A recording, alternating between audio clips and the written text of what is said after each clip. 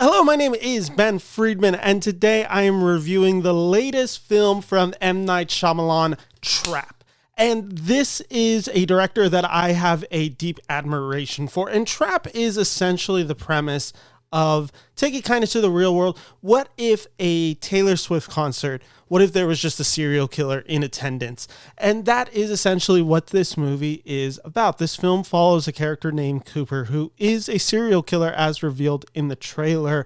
And Cooper takes his young daughter to a concert. During there, he finds out that this concert is an elaborate trap to catch the serial killer known as the Butcher. So this whole movie follows Josh Hartnett basically trying to escape this concert and not get caught.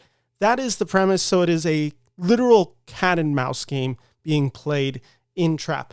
Interesting premise. Like this idea, Josh Hartnett as a serial killer. I had enough investment going into this movie. So let's actually talk about the end result of Trap. And let's just talk about what works really well to start off with this review. I think Shyamalan is a really talented director, and it's especially shows in the first hour. He has a tone of fully just going for it, where it's almost like slightly comedic and exaggerated. He's really leaning into some of the, not absurdism that he does as a director, but some of the just wackiness that he's willing to allow in his movies. He is not immune to silliness in premise, and he embraces that, and that's very clear through the Josh Hartnett performance as well, who Josh Hartnett is kind of going full stop in this movie, like so much energy, so much just like over the top performance, like to the point of he's really chewing the scenery for a lot of this movie, and it's working. And then you have M. Night Shyamalan in this small contained setting that has all these exits, and you see how the police are interacting with this and how this character of Cooper is trying to basically work his way out of this maze. It makes for a fun setting. It's a setting that we haven't seen M. Night play in. I was really vibing with this movie, and I think there's a lot of fun to be had. This dynamic that this Cooper character has with Riley, this dynamic that Cooper starts having with some of the people that he knows that are after him. I found that pretty dynamic throughout this movie. This film takes kind of a big turn, and I wouldn't call it a twist, but it's certainly a turn in the final 40 minutes, and I think that is where your taste may vary. Personally, I didn't care for the turn. I didn't care when this event happened, and then when we do get to this event and what happens after it, I just think the movie kind of goes off the rails. It doesn't really have a sense of direction.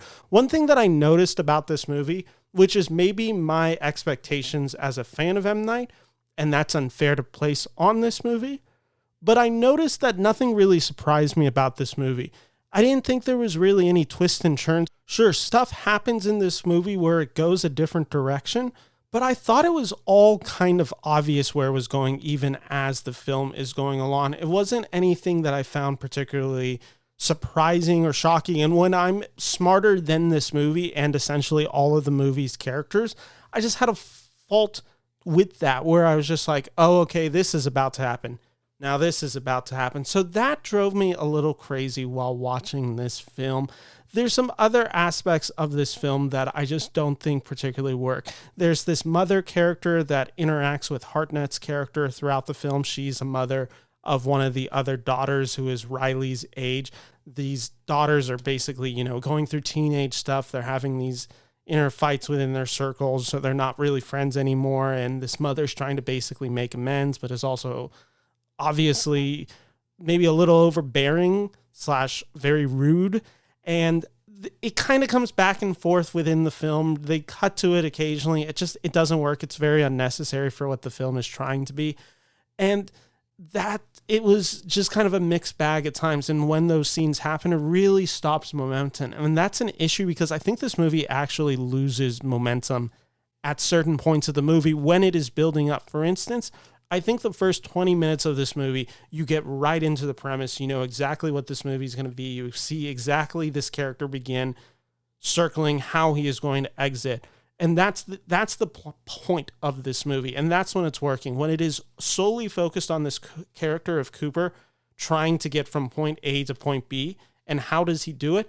I found it quite fun. It's actually reminded me a lot while watching it. I thought of the video game Hitman, which is essentially, I think, a lot of the ways people play that game as well, including myself. Like when I play Hitman, it's always like you have these objectives, but ultimately you end up just kind of winging it and trying to find different exits and entrances and all that. And like you're in different disguises or you're doing things to cause distractions. Like when it is hitting on that, it actually has a video game like tone to it that made it feel a little exaggerated, but actually added this element of fun to it. So it's not this incredibly deep movie, but it is a movie that I understood what the appeal was and why I was engaged watching it.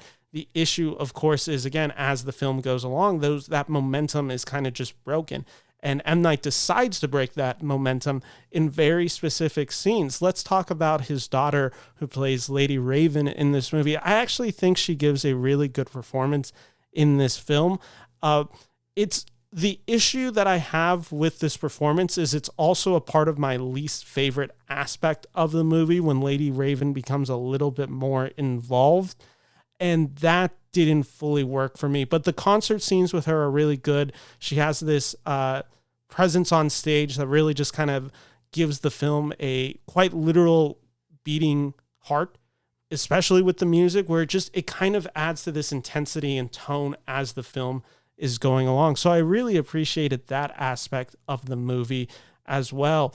And I think the performances are all strong. There is one that I did note that I wasn't the hugest fan of. Hayley Mills comes in. She's basically a profiler of him.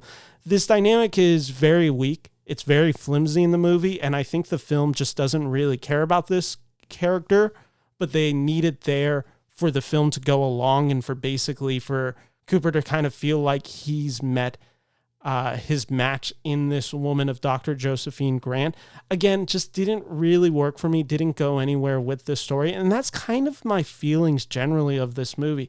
It's a lot of, and I wouldn't even call them loose threads, but there's a lot of threads that this film goes in. Like there's a lot of directions that this movie goes in is probably a better way to say it. There's a lot of directions that this movie goes in that ultimately left me fairly unsatisfied. And then by the time we get to the third act of this movie, which, and again, maybe this is the issue of being M. Night Shyamalan and us knowing what he can do in a third act, I kind of felt myself giving into the film, being like, okay, I'm probably in safe hands because I'm liking this film generally enough, and the third act is going to be the saving grace. And ultimately, it's just not. It's the third act, I think, is the weakest act of this film by far. And it's one of those movies that is 100 minutes essentially in runtime, and it felt like they had a really good 70 minutes of film in there and then 30 other minutes of film, and it's just kind of disjointed within this single film.